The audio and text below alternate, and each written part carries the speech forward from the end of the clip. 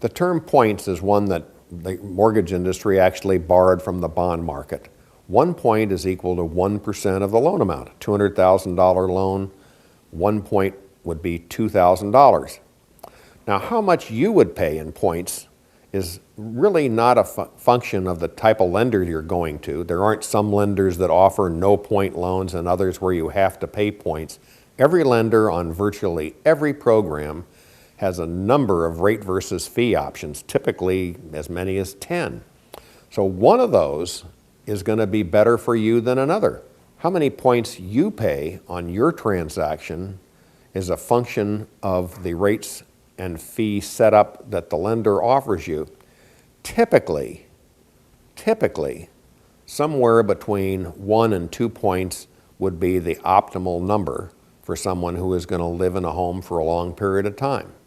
To help you understand the trade-off of rate versus fee, let's just make an assumption that a lender was offering 6% and no points, 5 7/8 and a half a point, 5 3/4 and 1 point. And so you have to make your mind up which one of those you want. If you want to pay 1 point, let's assume that you have an extra $2,000 and want to apply that toward buying the rate down. If you were to buy the rate down 1/4% from 6% to 5 3/4, you would get a 1/4% lower rate for the life of the loan.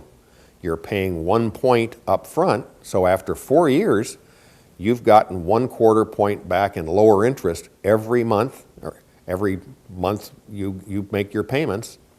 And at the end of 4 years, you've got your money back. But assuming you're there for a long period of time, you continue to save that 1/4%.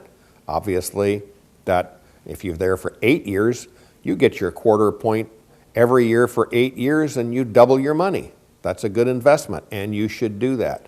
No-point loans are really only suitable for people who are going to buy a home and only be in it for a short period of time, a time that they would not be able to recoup the benefits.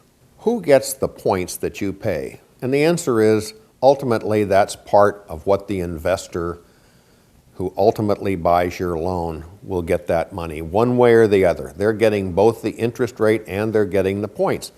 This isn't something that gets, there's not some person who gets your points if you pay them.